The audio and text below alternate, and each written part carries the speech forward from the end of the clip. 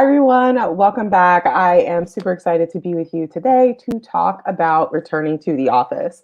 At this point, most of the U.S. is we're getting to it's getting to the point where they're discussing coming back to the office. Vaccination rates are getting higher and higher each day, and many organizations are starting to think through how do we want to have people come back to the office. Whether your organization is going to have everyone come back to the office, do something more hybrid, more stay remote, now is the time to start thinking through how you want your experience, your work life experience to be once we get out of the sort of pandemic times where things are sort of wild and wacky. We've gotten, as we've moved through this, 18-month period where we've been through lockdowns and most people working remotely or working in, very flexible situations, employers have really had to provide more flexibility to people as they were navigating the difficulties of the pandemic.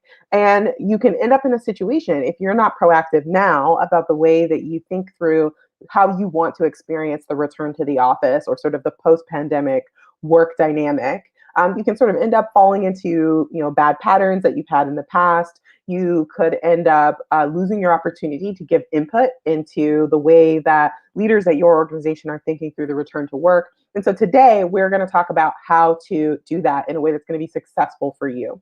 And so basically what we want to do is reset your work-life balance and thinking through how you might want to approach that so that it can be as successful as possible. So I take a second to introduce myself. My name is Phoebe Gavin. I'm a life coach and a career coach. And my goal is to help as many people as possible build healthy, happy, fulfilling careers that facilitate balanced lives. And so work-life balance is something that I talk about a lot in the content that I put out on social, in my private community, and on my website, and a lot with my clients. And so today I'm really excited to talk about this since this is my favorite topic. At the end of the day, the enemy of work-life balance is American corporate brainwashing. We have absorbed all sorts of messages about who we are and what work should mean to us and how we should interact with work and how we should interact with our companies. And from my perspective, most of those messages have not been healthy. We have absorbed this idea that we are our work and that if we don't have a job or if we don't have a job that's good enough, then we are not good enough. And that is not true. We have absorbed this idea that we need to be really devoted and grateful to our companies and that we need to do everything that we can to show appreciation for the opportunity to work. And that's also not true. And also we've absorbed this idea that if we don't work hard enough, then or if we're not putting in enough time, that we're not doing a good job or that we're failures and that we owe our organizations, our companies, as much as they ask for. And that's also not true. And I think it's really important to think about that in this current context where we are exiting from the pandemic, because we have really had to spend a lot of time thinking about our values and for some of us, our mortality. And when we think about what we might regret at the end of our lives, it's pretty unlikely that most of us are going to regret not working more, not devoting more time to work. Most likely, the regrets that we would have are going to be about more along the lines of the kinds of experiences that we had, the kinds of what we gave into the relationships that were important to us, and what we gave to ourselves. And so the idea here with resetting your work-life balance in this moment is about honoring the reflection that you and millions of other people have been doing over the last 18 months about how work should exist in your life. So let's start with talking about what we're going to cover today so you know what you're getting into. We're going to talk about the elements of work-life balance. We're going to talk about some practical exercises that you can use in your spare time to think through how to apply these concepts to your work dynamic and improve it over time, and especially improve it in this moment.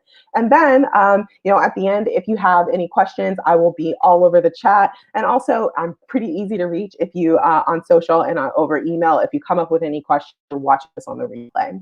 So let's jump into the first element of work-life balance. And that first element is vision. You need to know what you're shooting for. What work-life balance means for one person is probably going to be different than what work-life means for another person. Some of us are in different family structures. Some of us have different ways of deriving joy and fulfillment from what we do in our personal lives. Some of us are more interested in being in a particular place. Some of us are more interested in being able to move around. Some of us really like like to have the structure of, hours, specific hours that we're working. Some of us would prefer to have more flexibility. And so that's why you end up hearing work life being completed with a lot of different other nouns: work life balance, work life integration, work life separation. All of these things reflect the fact that everyone has different needs as it relates to work life balance, and there's nothing wrong with that. The thing you want to avoid is not knowing what works for you. And so this activity that I have here is a really great way to figure out what work-life balance actually would look like for you. You may have experienced some, echoes, some inclinations of what that might look like in your pandemic experience, or you might have experienced the exact opposite, where sort of being on lockdown and being in your homes and really being sort of stuck in your home has really shown you some of the things that you don't want out of work-life balance. But this is a really great activity to help you identify what is actually important to you.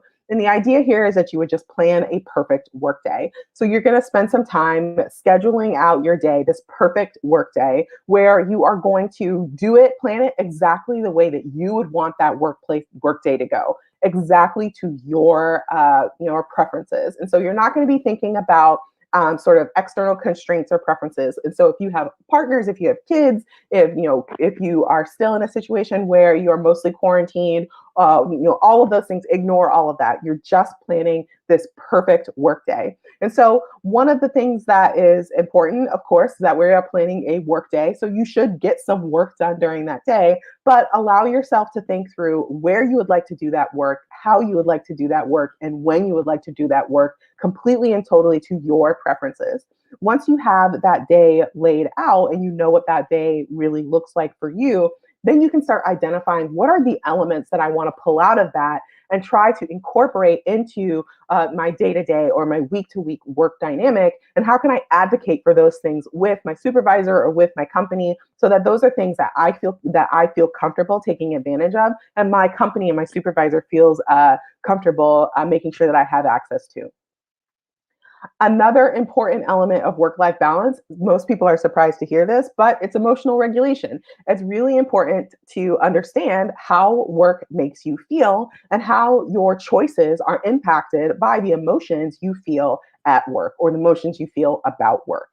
The truth is, we are human beings, run on emotions, and there's been this idea that being professional means not feeling emotions. But the truth is, we feel emotions at work all the time. It's not that and we kind of have an unfair set of expectations in terms of what emotions are okay at work and which emotions are not okay at work. If you feel happy or proud or excited about something at work, nobody's going to have any problems. But if you feel anxious about something, sad, angry, envious about something at work, then all of a sudden, you need to leave that at the door, because, we don't need to have emotions in the office. The truth is, you will feel emotions about work. You feel emotions about work all the time. Just thinking about work right now might have you feeling some emotions. It is a natural thing. And so the key is being able to know what those emotions are, how those emotions are pushing you to act, and whether those actions are in your long-term best interests.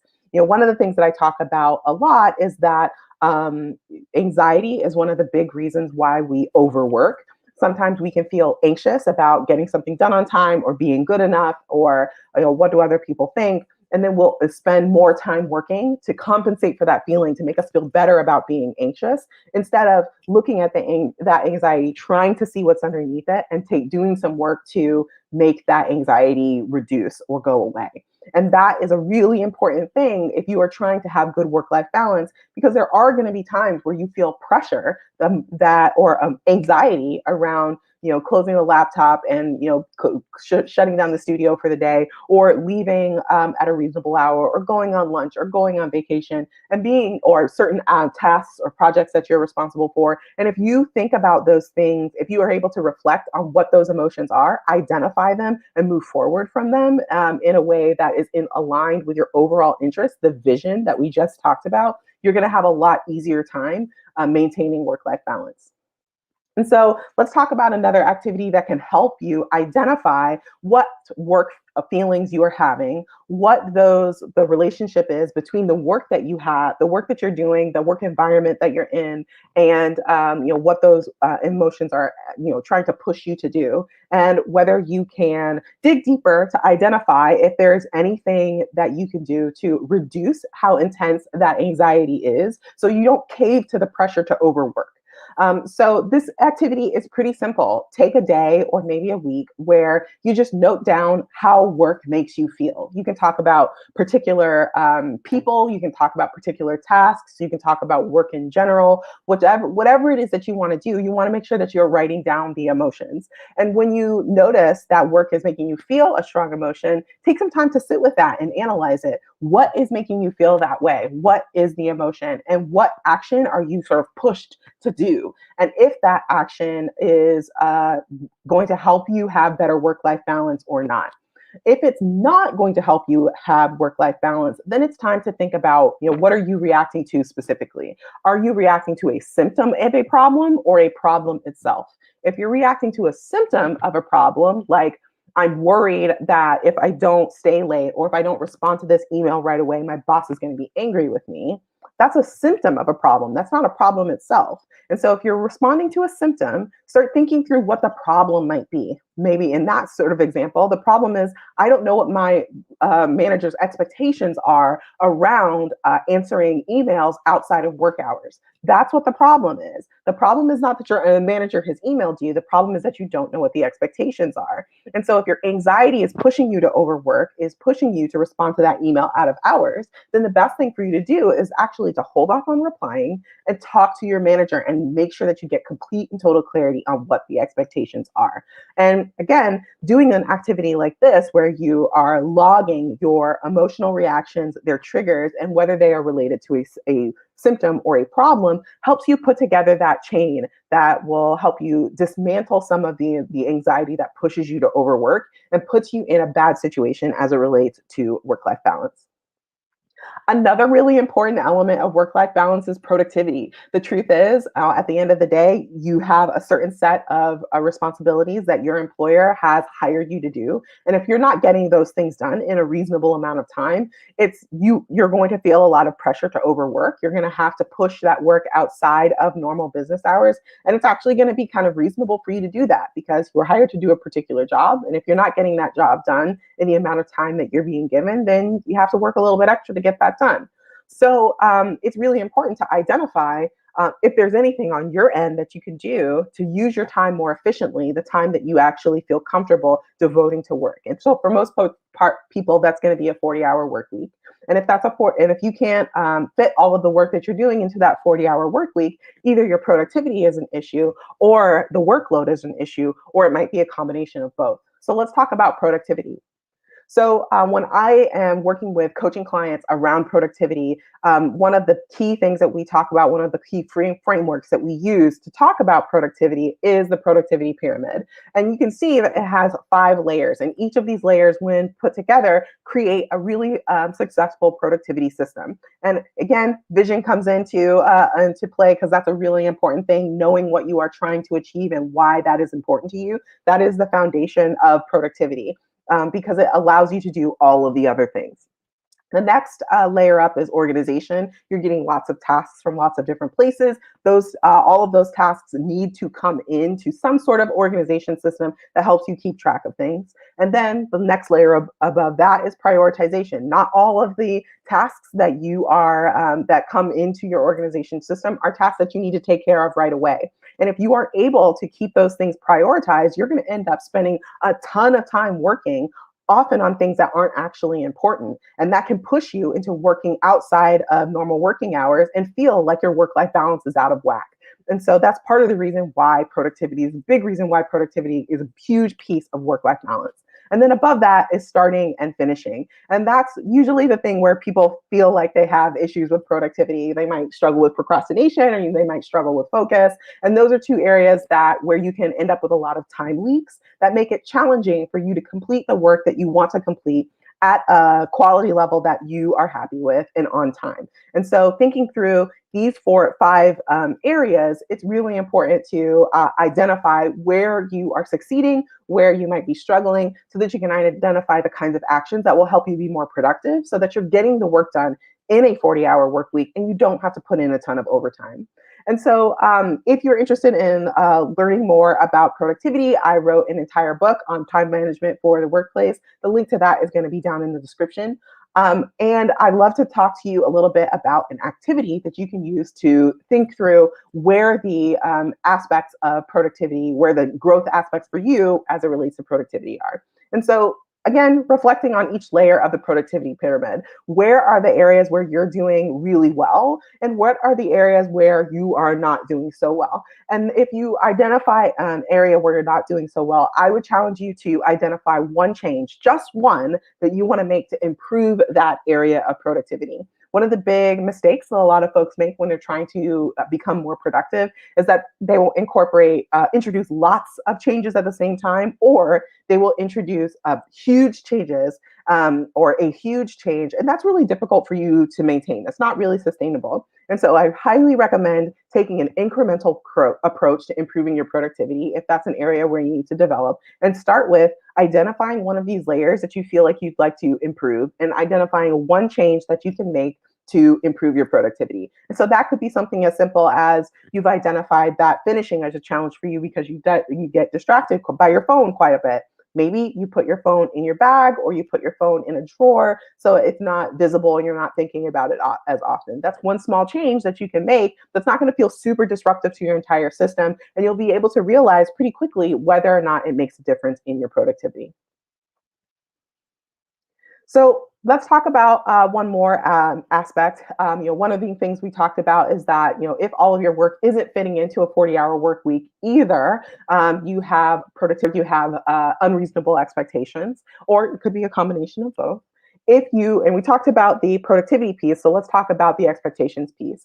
Communication is a big piece of work-life balance. You need to understand what the expectations are from your supervisor, from your team, from your company, sometimes even from your industry. Understanding what those norms are puts you in a position to think through whether what is being expected of you is actually appropriate. It is super, super important to have those conversations so that you can so that you don't sort of succumb to the anxiety. Remember that example that we used before, that you feel like, oh, I have to respond to this email, even though it's outside of business hours because I don't know if my supervisor is going to be upset with me. That's unclear expectations. If the expectation is you reply to emails all the time, then is that expectation reasonable when you sort of zoom out to the team dynamic, the company dynamic, the industry dynamic, or is that an unreasonable expectation? And if it is an unreasonable expectation, then you want to communicate to your supervisor, how that expectation is impacting you, and if there are other ways to solve the problem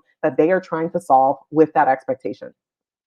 So one of the things to think about, I talked about these several layers, is that there are multiple stakeholders in your time. A lot of time we think immediately about our immediate supervisor, which makes sense. That is a person who we're directly accountable to. However, we also absorb expectations from other stakeholders in our time. If there are other people on our team, if we work cross-functionally with other folks, how the company works as a whole, those are all stakeholders in your time. And so if you understand what their expectations are, then you can communicate with them about what works for you, what works for them, what your needs are, what their needs are, and negotiate a dynamic that works for everyone. Now, negotiating that dynamic can be challenging, and so I do want to give you a tool for doing that. And so here is a script that you can use to figure out, have that conversation with someone. It's really important to approach that conversation in a really collaborative way. If you come into that conversation saying, I hate that you send me these emails, late at night, and it doesn't make sense that I need to respond to them right away, that's going to set up a confrontational conversation. And again, work-life balance is about negotiating with folks who are stakeholders in your time so that they know what your expectations are, you know what their expectations are, and you can work together to create a dynamic that works for everyone. And so that conversation needs to be collaborative. And so using the script that you see here, and you can also get a PDF with all of the links to, with all of PDF of all of these activities that I've gone over so far in the link in the description.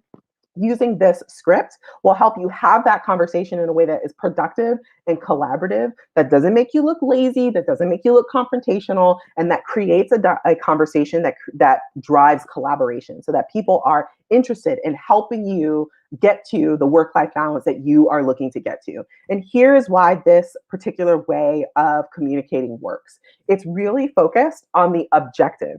It really doesn't get super into deep emotions. It's not super accusatory. It's really about understanding the situation, understanding what's important to everyone, and opening up a conversation where everyone's perspectives get shared. So in this situation, so in the example that we've been rolling with, the emails from the boss that come really, really late, you can come to that conversation by describing the event or problem objectively. It seems as if I've received several emails from you outside of business hours. And so far, I've been trying to reply to them consistently. However, then going into what you're experiencing, however, I find it to be a bit, create some pressure to work outside of hours. And I'm not sure if that's an expectation that you want from me, that you want me to be working extra hours, or if it's just that you're working at that time and you're not expecting everyone else to work at that time too. And then you want to make a very specific request or a very specific question. I'd like to better understand what the expectations are for responding to emails outside of hours, so that I can make sure that I'm responding to you at a time that works for you, but also that my time outside of work, I can devote that to my friends or my family and myself when it's appropriate for me to do so. I'd love to hear your perspective on that. That kind of conversation opens up for it to be collaborative, because you might not actually, the person on the other side of that conversation might not actually realize the the assumptions that you were operating on, or they might not actually realize how their actions are affecting you. And so communicating in this way allows you to really clearly, but also compassionately and collaboratively spell out for the other person, this is how I'm experiencing you. Is this how you want me to experience you? Would you like to potentially design a new dynamic? So I highly recommend thinking through how you want to approach those conversations ahead of time, and be brave, jump into those conversations with a spirit of generosity and collaboration, and you will most likely be successful. Another thing, another person who's a stakeholder in your time, especially if you're going to be moving toward a hybrid dynamic, or if you're going to be staying in a remote dynamic, is if you are working from home with a partner or other family members or roommates. And I would highly recommend heading over to my YouTube channel and finding this video about how to be productive when working from home with a partner. It's down in the description, and if you're watching on the replay, a card should be showing up right now that you can click on, where you can use this script in that particular context to talk to friends, families, roommates, anyone that you're sharing work from home space, to help them facilitate work-life balance for you. Because obviously, if you're working and you're getting lots of interruptions from your family, that throws off work-life balance too. And so we want to make sure that we are working on both sides of that equation. So the last element of work-life balance is options. Now, we've talked about 4 really great tools that help you grow and develop a work-life balance that supports the kind of life and the kind of lifestyle that you'd like to have. But all of the productivity, all of the emotional regulation, all of the communication and negotiation in the world is not going to change a toxic workplace. If you are working in a toxic workplace that does not respect you, that does not respect your time, that doesn't care about the way employees experience that organization, it's just time to make a move. And so we need to think through, if you have options, if you have other places that you can go and other things that you can do, then when you end up in a situation like that, which happens to all of us, it's easy for you to move into another position. But if you haven't been proactive about sort of building your professional profile, building your professional network, understanding what kinds of options are available, keeping your resume, your skill set really relevant, you're going to feel trapped in that toxic job. And so making sure that you can change your operating context really easily is super important.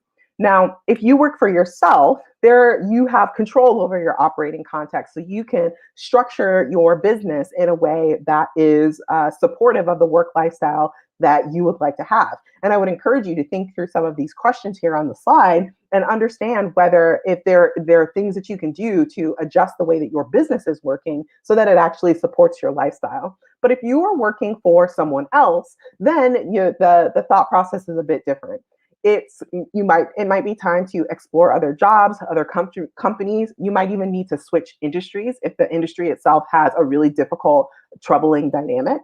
And you also want to think through how much work is it gonna take for you to get into a new position? Are there things that you need to do to strategically position yourself so that it's a lot easier for you to get into a position that actually has good work-life balance? And then these last two are ones that folks tend to overlook, but it's really important for you to figure out how you want to evaluate these new positions, these new companies, these new industries, so that to make sure that they actually align with the lifestyle that you would like to have.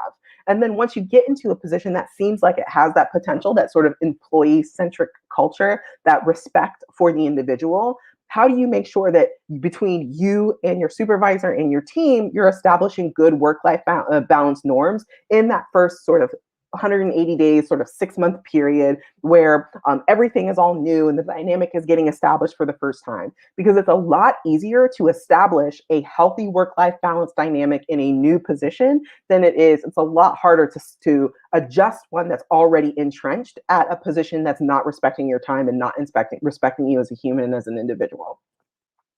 And so basically, these are the five elements of work life balance. When you pull these out and work on them individually, you will find that you can improve your work life balance over time. And so, thinking through how these exist for you now, how these have existed for you in the past, and then based on what you know about your company, any plans, return to office plans that they have put out, think about how you want to communicate with your supervisor, with your team, and with the company at large about how to incorporate more of these elements in a healthy way. And so I am really excited to connect with all of you. If you are interested in learning more about work-life balance or any of the elements that we talked about before, in particular, if you are looking to move from a position that is potentially toxic or disrespectful of your individual humanity, I would love to help you transition into a more healthy position. And you can connect with me at our website, betterwithphoebe.com/connect, or you can send me an email at phoebe@betterwithphoebe.com. I am looking forward to talking with all of you and getting to know all of you. And I will see you in the comments later. Bye.